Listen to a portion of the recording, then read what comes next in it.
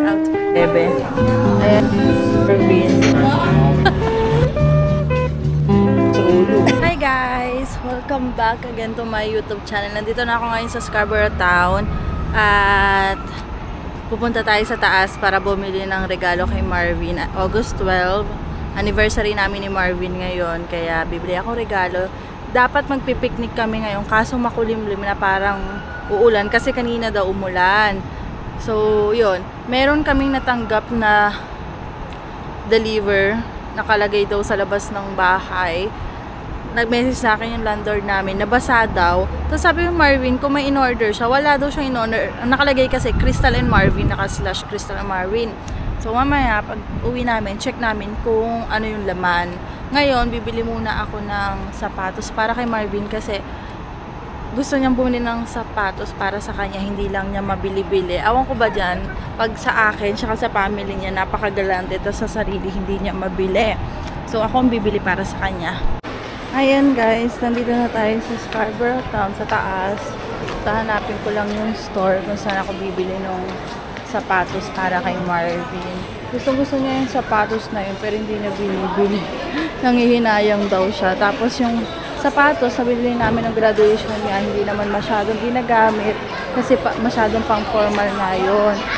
Eh yung mga panggala-gala ba na may pupuntahan kami, iyon at iyon lang yung sapatos na gamit niya. Tapos iyon, yung sapatos na ginagamit niya, yung mga bigay sa kanya kasi hindi nga siya bumibili dahil nga meron nga daw siyang nagagamit pa. Kaya makikita niyo yan, lagi naka-jogging pants, tapos blue na sapatos. Tapos minsan nakapantalon, blue pa rin sa sapatos. So, ito. Nandito na tayo sa store kung saan ako bibili ng shoes para sa kanya. Gusto nga niya yung gantong sapatos. Kaso sabi niya, mas gusto daw niya yung rubber shoes muna dahil mas maganda sa paa. So, tingnan natin dito. Guys, kalalabas ko lang. Wala na sila nung sapatos na hinahanap ko. Out of stock na. Try ko daw dun sa ibang store dito sa Scarborough Town. Si Marvin, hintayin daw niya ako sa Kennedy Station. Hindi ko sinabi na nagpasok pa ako sa loob. So, medyo matatagalan siya maghintay. Sana hindi mabattery.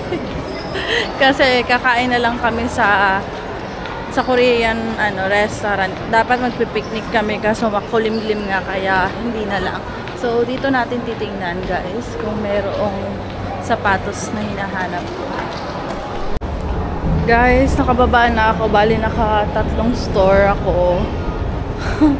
wala talagang sapatos akong nakita. Yung gusto ni Marvin. Sa Eton ko lang kasi yung nakita. Hindi ko nabili dahil nga kasama ko si Marvin. Eh, lagi ko kasi yung kasama pag uuwi ako. Nasusunduin pa ako kapag nakaparta. Sakay na muna ako. Hi guys! Bale, aalis na kami ni Marvin. Makulimlim mo no, parang uulan. Kakain kami sa labas. Hindi na ako nakapag-update sa inyo kanina nung nakadating na kami dito sa bahay. Kasi nagmamadali na kami ni Marvin. And ito yung ating outfit check. Tara, outfit. Guys, nandito na kami sa Christie Station. Maghahanap kami ng kakainan namin. Gusto ko talaga ng Korean eh. Nakikrave talaga ako sa Korean. Ito. Mukha namang Koreano yung asawa ko eh. Ikaw mo Korean. Ikaw hindi ako. Ay, bago? Oh. Ah, Lush. Lush Studio. Ang daming tao ngayon. Mga nag-aanon, mga pauwi na eh. Ayan guys, dito na lang kami ni Marvin. Ayan, dito kami. Kakain to. Tara na. Walang tao lang, umikot pa kami. Konti tao dito. Pag Monday pala, puro sarado yung mga restaurant dito. Ayan na, pipili na si Bebe. Late lang nung table namin. Ano pag hindi magkasya yung mga in-order? Hindi, Pati isa lang yung binigay na menu. Ayan, bali mag-order kami ng fried dumpling, saka itong bulgogi, saka pork bone. Na-order na si Bebe. Ayan na yung rice namin. Ganon din yung ginawa nung dati nung sa North York. Nung kumain tayo after work ko, sinundo mo ako.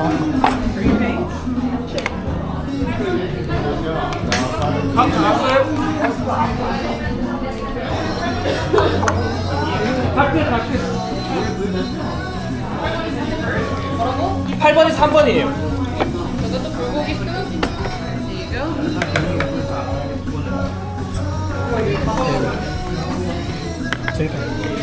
Ay, parang sarap to kasi ito sa bibili na. Parang sarap mo sa'yo.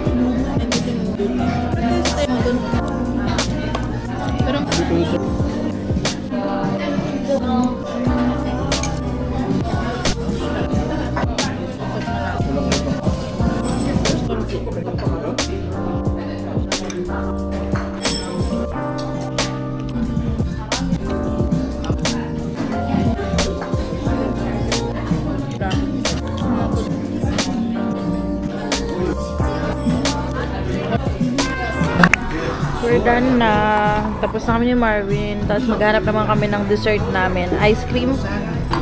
Sure na lang tayo kasi hindi ko na kayang ubusin eh. Isa lang. Hindi, doon. Yung maliit lang na ice cream. Kahit ano. Usin na natin to. Ayak. Kaya na magbabayad na si Marvin. Oh, bakit sa'yo ginamit ko? Ay, si IBC. Ayaw nga, no. Mas maganda nga pala yung si IBC ng Costco. So, tapos na. Labas na tayo, guys. Ang dami ng taong nagsisilakad-lakad. Kasi yung iba nagja-jogging. Sakit din ang tiyan ko. Doon na lang tayo. Tumambay tayo. Tatambay muna kami, guys, sa ano. Mayroon pala nga dito sa labas. So, kaya pa nagtataka bakit sila lumalabas. Yung waiter. Bale, guys. Meron lang kaming feedback sa kanila. Hindi. Ano lang kasi yung sa isang waiter. Medyo nakabusagot pa. Baka may problema lang siya. Kaya ganyan. Hindi rin siya nagte-take order. Wala siyang masyado. Hindi siya masyado nag-entertain eh. Dami nagjo-jogging ngayon, no? Baka may ngayon. Kanina pa eh, sunod-sunod yung mga nagjo-jogging. Yan.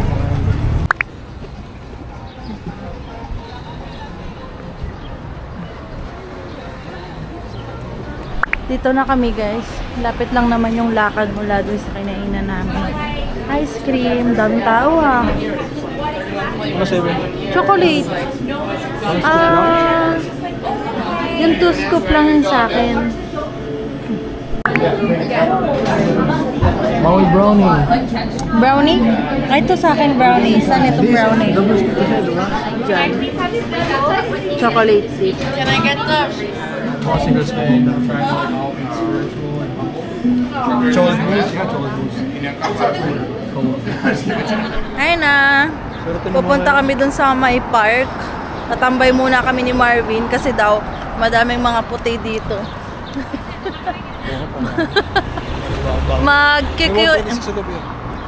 Mag-Q&A kami ni Marvin yung mga comments sa amin doon sa community na pinost ko na picture namin. Yan. Sagutin namin. Mga about lang naman sa amin ni Marvin.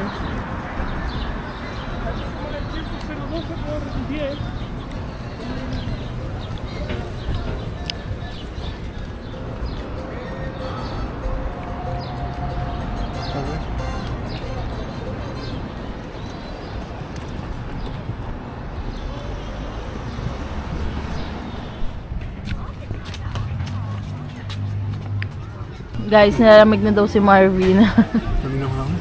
Daming tao din dito eh. Hindi lang masyadong kita kasi nga medyo malayo yung ng camera.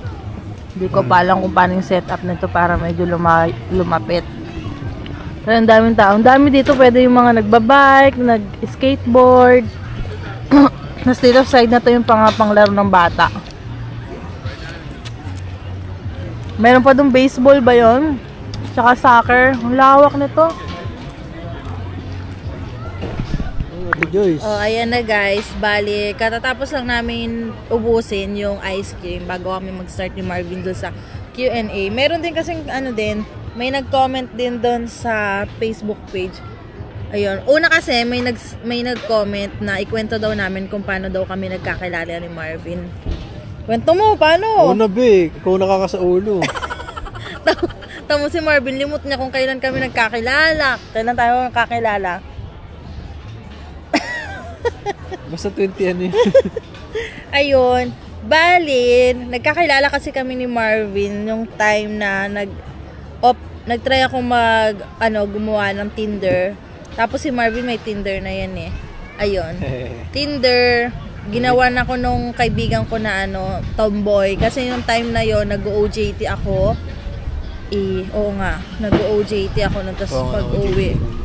Tapos nung umuwi na ako, ayun, meron pa rin akong Tinder. Pero nung time na nag-message na sa akin si Marvin, konting usapan lang sa Tinder. Tapos binigay ko kay Marvin yung yung Facebook account ko. Tapos hindi ko siya ni-replyan. Nag-message siya nung araw na yun. Tapos nung araw din yun, dinilit ko na yung Tinder ko. Kaya hindi na kami nagkausap. Tapos parang 2 days na lang, 1 month na mula nung nag-wave sa akin si Marvin sa Messenger. Nung time na yun, 1 month bago mag-reply. kasi nagtingin-tingin ako ng message request. Nakita ko na yung kanya. Kasi nga, hindi ko nga siya beti-beti. Kasi 25 siya. Ilan taon ka na nun? 25 na. 25 siya nun. Ay 5 taon yung tanda niya. Yung time na yun, ay kagagraduate ko lang, guys. 20 years old lang ako. Tapos, seaman. Ayoko sa seaman. Kasi nga, malapit na nga lang sa akin. Niloloko na ako. Paano pa kaya na ito? Malayo pa, diba? Malayo hindi naman ako sanay sa ganun na malayong magka-jowa. Mamaya nga lukulukuhin lang ako na seaman eh.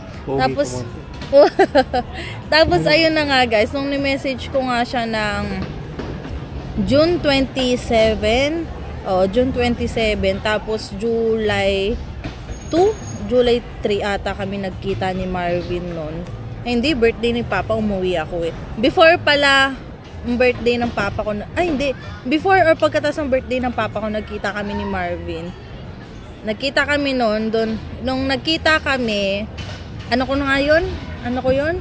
Medical mo. Medical ko, sa St. Francis, no? St. Francis. Sa Mandaluyong yun. Sa Mandaluyong yun, guys. Tapos si Marvin nasa Laguna. Sa Bae, paano ba yan? Bay, Laguna.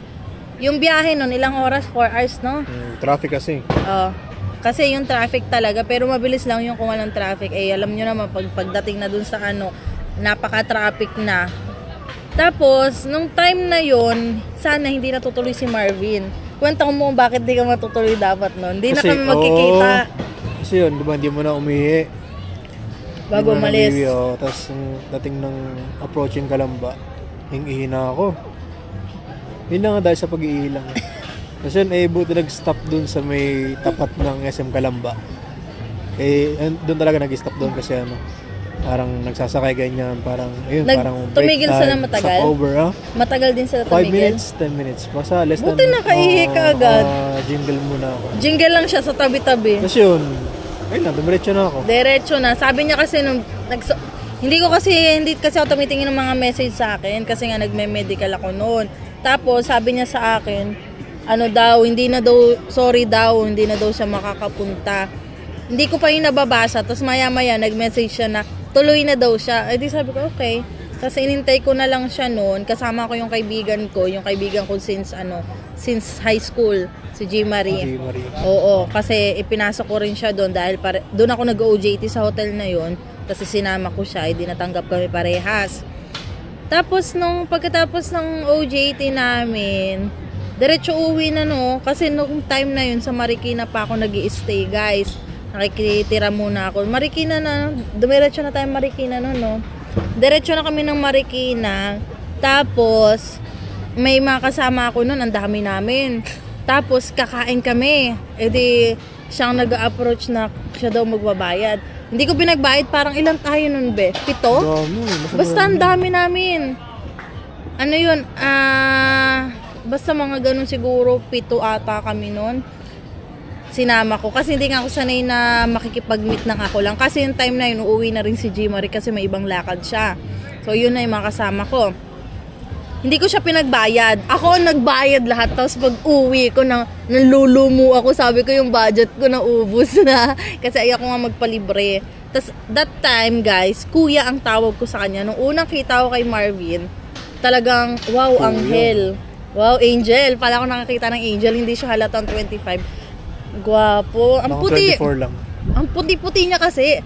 Ang kinis talaga, ang puti. Ngayon nga ay puro peklat na kasi nung nagtrabaho siya dun sa Five Guys, saka sa Tim Hortons, puro sugat, Mas sunog. nagkasugat pa ako sa sa Dito. Five Guys kaysa sa barko eh. Oo nga dito, Sa kasi barko mas delikado makinis, pero makinis ka bago tayo pumunta dito. sa Tapos, barko kasi nagka-gloves kami ngayon, coverall talaga. Kaya wala akong sugat dun. oh yun nga. Kung man kami magagasgasan, yung coverall muna namin.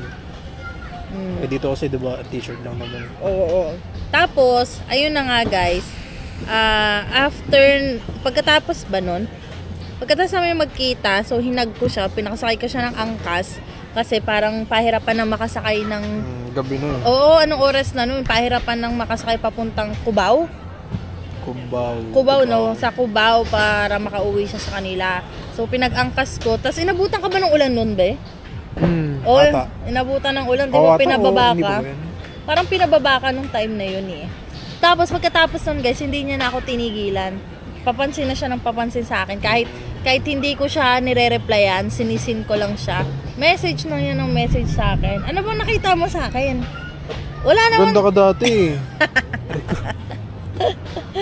Ikanta mo sa kanila kung gano'n kaganda dati. Ganda yan dati, pahit pa yan. Tapos ang puti-puti ganyan. Tapos lagi nakaayos kasi, diba? Ganun. Kasi nasa hotel ako nagtatrabaho. Nag-skincare pa daw siya eh. Yes, Tapos skincare. bago reband. May kulay pa yung buhok. May kulay pa yung buhok ko. Forma pa.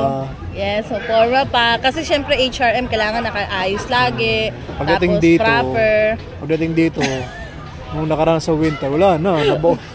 Nanigas na yung nanigas na yung ganda. Tapos na nagkita kami nun, kasi nung time na yun, hindi kami masyado nag-usap ni Marvin. Konting usap lang, kasi nga may mga kasama ko.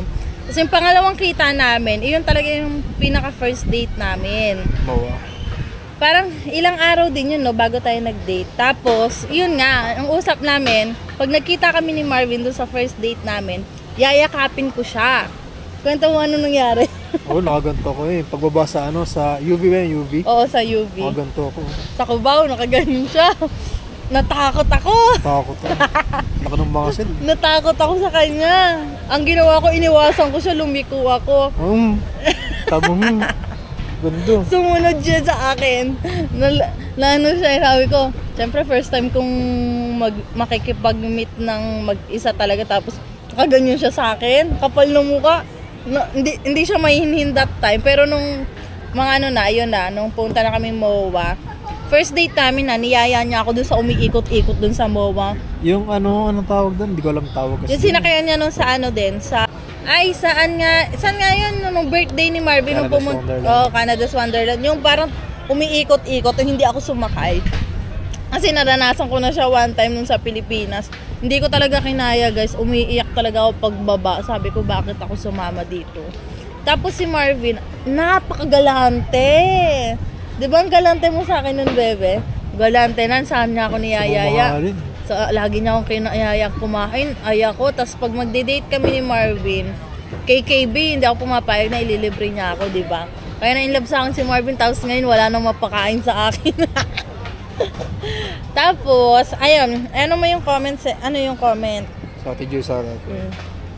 Hindi, may isa pa. Sabi, yun yung nag-start kami, paano kami nagkakilala. Tapos, yung isang comment, paano mo daw ako niligawan?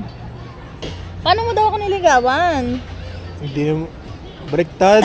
Kapal mo. Paano mo ako niligawan? Kapal mo. Totoo naman.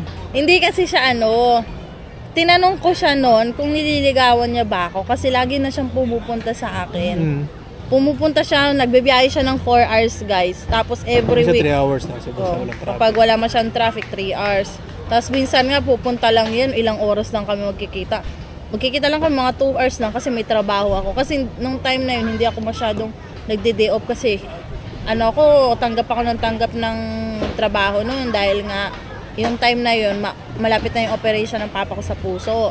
So, ayun, si Marvin, bisita ng bisita. Tapos, nung time na inaano na ako ng mga bisor ko, nung mga head, mga yung mga supervisor, team leader, inaano na nila ako, nasabi nila, bakit daw pinapatagal ko pa yung ligaw. 1 month pa lang naman yun. Tapos sabi nila, pasakay na ng barko. Kasi akala ko, sasakay na ng barko. Sabi kasi nito, sasakay na daw siya ng barko. Sabi, alis na daw siya. Kaya nung edi nagsishare ako dun sa mga bossing ko. Syempre, mga taga Manila sila. Tapos sabi nila, bihira lang daw yung lalaking ganyan na nagbiyahe. Tapos sabi nga nila, kaya mo, walang nakukuha sa'yo, biyahe ng biyahe. Tapos di mo na tala jowa. Sabi ganun. Tapos, ayun na nga, nung tinanong ko siya, sabi ko sa kanya, pwede na bang maging kami? Ako na nagtanong, guys. Tapos, nung tinanong ko na nga siya, pwede na bang maging kami? Sabi niya sa akin, hindi pa daw niya nami-meet yung parents ko kasi sabi ko sa kanya, sasagutin ko lang siya kapag nakilala niya na yung parents ko. Tapos, hindi naman siya nagtatanong din. Hindi siya nagtanong kung pwede manligaw kasi sabi lang niya sa akin na, hindi ba halata yung pinapakita daw niya? Naman. Kasi naman, dapat dapat sinasabi pwede ba ako manligaw? Wala, effort lang siya ng effort. Tapos wala man lang kung ano ba talaga. Diba? May pagkakataon ba na nag-away kayo ng bongga? Bakit? At sino unang nag-sorry? Yun, happy anniversary daw, sweethearts. Ano? Meron, oo. Sa Pilipinas, bago kami umalis. Yun ang mga malalang away nung nasa Pilipinas. Pero sa amin nilang yun. Oo. Pero naman, napapag-usapan naman namin ni Marvin yung mga ganan. Kasi, syempre, nung time na nga yun, balak na magpapakasal na tayo no. Before magpakasal, yung parang ganun, bonggang away na talaga yung nangyari sa amin ni Marvin. Sino nagsasorry pag nag-aaway tayo? Doon sa bonggang away, parang nagkabati na lang tayo, no? Para mutual. Kasi pero usually, mahalin sa amin. Sino mag-sorry. Pero kalimitan sino mas nagsasorry. Hindi ko sa mukhang. Pero pag minsan kasi, pag alam ko namang medyo hard na rin yung nagawa ko, ako nang nanunuyo kay Marvin. Pero minsan kapag sa isip ko na tama naman ako, hindi ko talaga siya sinusuyo. Siya yung kusa. Pero kami naman ni Marvin, pag nag-aaway naman kami, di ba nga sabi nila kapag nag-aaway daw, dapat before matulog, inaayos na. Di ba yun sabi nila? Wag na daw pahabain. Kami naman, may time na naayos before matulog, pero may time na hindi naayos. Pero kinabukasan, okay na kami ni Marvin. Di ba be? Ganon yung sa amin. Okay na kami kinabukasan. Tapos, yun, kung ano yung naging problema, minsan na late namin napapag-usapan, minsan naman, bago magkaayos, pinag-uusapan namin yung problema. Kaya balak magka-baby. Mamaya. Mamaya. Nagawa na kada. Sa video. Sino ang mabilis mapikon? At sino ang kayang ibaba agad ang pride kapag may tampuhan? Malakas na ba yung boses mo? Hindi ko nga alam eh. Palakasin na lang natin yung volume pag medyo mahina yung boses ni Marvin, guys. Sino mabilis mapikon? Sino daw mabilis mapikon? Siyempre lagi ito. Kahit na walang ginagawa, pikon ka agad eh. Sino ang kayang ibaba ang pride kapag nagtatampuhan? Siyempre lalaki ko eh. Hindi naman ganun yun. Si Marvin talaga magaling manuyo. Alam nyo ba pag nanunuyo yan, kikis na lang yan. Ay hindi. Ikaw ko, nagpapakit ka pa eh. Pag umaga kasi minsan guys, hindi nga kami okay ng gabi. Pag gising, hindi kami nagpapansinan. Tapos pag aalis na si Marvin, siyempre sanay kami na nagkikis talaga siya bago umalis. Hindi ko siya pinapansin, kumikis pa rin siya. Tapos kikis akong gano'n. Siya naman. Parang baliw. Age daw. Age po namin, 5 years yung age gap namin ni Marvin. 30 na ako eh. 30 na siya, tapos ako 25. Tapos ilang buwan na lang pala, magto-26 na ako. Kaya pwede na kami mag-baby. Pwede na. Yung age na 26 daw yung perfect time para magka-baby. Yun ang inaano nila. Tapos sabi nga nila, para daw makalaro pa ni Marvin. Ano po ang naging goal nyong dalawa sa pagpunta sa Canada? Paano nyo po napag-decide na magsama? Ikaw mo paaliwanag goal natin. Ikaw naman pursige sa akin eh. Kasi nga, nung time na yun guys, ayaw niya talagang mag-abroad na. Kasi nga, di ba, nagbabarko siya. Gusto niya sa Pilipinas na lang. Kasi nga, tumatanda na din daw yung parents niya. Gusto daw niya makasama na din. ayun, yung time na rin yun kasi nagkasakit din si Marvin. Gumastos sila ng malaking pera tapos... No, 70,000. Oo, nasa 70,000. Ilang beses lang yun, no? Ang daming check-up nun eh. Tapos hindi na ano kung ano pa yung pinaka-dahilan kung bakit nananakit yung kanyang ganto. So, ayun, sabi ko sa kanya, nagbi-business kami ni Marvin. Nahirapan ako na ako lang yung nag-aasikaso ng business. Tapos, syempre nagsisimula kami. Sa una talaga may time na malakas, mahina, 'di ba? Tapos, ayun, kasi kung ganun pa lang kami, nag-start pa lang kami ng ganun ni Marvin, tapos isa sa amin nagkakasakit, walang mangyayari dun sa kinikita namin, pupunta lang sa pagpapa-hospital namin. Kaya sabi ko, ang hirap ng ganun. Kasi syempre na-experience ko yung sa papa ko nung na ano nga siya, na hospital nga siya, na heart attack. Kaya nung na-hospital si Marvin, sobrang trauma ko din. Gawa nga nung time na yun, madaling araw, nung dinala si Marvin sa hospital. O kaya din napag-decide namin mag-abroad na lang, ayaw niya. Tapos, nung sinabi ko sa kanya yung healthcare about dito sa Canada, na libre, ganto, ganyan. Hindi naman libre, bawas sa tax. Hindi, oo nga. Hindi naman pala libre, oo nga. Binabayaran din namin yun. Parang hindi lang namin na gawa ng... bawas sa tax. Hindi mo lang ramdam kasi nabayaran mo na gano'n. Parang pero ganun din eh. Kung nagbabayad ka ng tax, sa actual bill ng isang check-up mo, ganyan, test, ganyan, mas okay pa rin dito, di ba? Oo. Parang sasabi mo libre na talaga eh. Oo, kasi parang ganun din sa Pilipinas. Kasi binabawasan tayo ng PhilHealth, pero yung PhilHealth ang liit-liit lang ng nagagamit dun sa PhilHealth. Kwenta yung PhilHealth. Tapos yun nga, kagandahan din, kapag nagkaanak kami dito, libre yung aral nila hanggang 18 years old. Tapos meron pa silang allowance na natatanggap hanggang 18 nila. Kaya yun, din namin, kinonsider din namin ni Marvin yung ganong benefits. Tapos pagdating namin dito, may mga ibang benefits pa palang matatanggap bukod doon. Yung mga every year na benefits, no? Ano ngayon? Sample nga. Mga refund pa. Oo, may mga refund pa. Trillium. Oo. Ang laking bagay din nun sa amin, guys. Carbon rebate pa. Tapos sabi nila kapag naging PR pa daw dito, mas may enjoy mo na yung mga benefits daw dito sa Canada. Ayun. Tapos hanggang sa ayaw na umuwi ni Marvin. Gusto kong umuwi siya, ayaw niya. Gusto lang daw niya dito. Wala, sana ma-PR din. Kaya ayun. Gaya ng iba. Siyempre, yun naman gusto natin. Oo, yun lang. Yung goal lang sana namin makuha din yung PR pagdating ng araw. Kahit hindi man katulad nung sa iba na sobrang bilis nilang nakuha. At least makukuha namin. Kasi may mga iba talaga na medyo nalilate. Pero bibigay din sa kanila yung time na yun. Na mabilis. Yan. Pero na lang, sabi ko na kay Marvin, wag na lang masyadong magpaka-stress doon na kahit, mahaba yung 3 taon, pero ang bilis lang din ng 3 taon, guys. Pero syempre kung isip-isipin mo palagi yun, talagang may stress ka. Tapos may nag-comment doon nung sabi sa akin na akala daw ex ni Marvin yung pinost ko na picture. Kasi nga yung picture ko, i-share mo nga, ikaw nga, hindi mo sinishare kung ano yung akin eh. Kasi maganda po siya, crystal nun, Hindi nakapag-ayos ka pa kasi. Grabe naman ang ganda pa ni Crystal nun. Mas maganda ka ngayon siya. Nagkalaman. Pero grabe talaga yung nilaki ko dito. Kasi sa Pilipinas. Hindi mas bagay sa kanya yung yung dati. Bagay, pero konting laman lang. Konting laman. Kasi ngayon kasi napasobra naman. Kasi malakas akong kumain, pero sa Korean food. Malakas akong kumain, pero nabigla ako dito sa Canada kasi lumaki talaga yung braso ko at yung tiyan ko. Sa Pilipinas, kahit ang lakas kong kumain, alam mo yun ng mga kaibigan ko sa boarding house, kasama ko sa bahay. Sabi nga nila, ang lakas kong kumain, tapos bibilog lang yung tiyan ko, tapos kinabukasan, flat na, as in flat talaga, guys. May abs pa ako dati kasi nag-exercise talaga ako. Pero talaga ex ko na yan. Asawa ni sabi naman ni ate, ex na naman daw ako ni Marvin kasi asawa na daw ako. Asawa na. Kala daw niya ex daw ni Marvin yung pinost kong picture.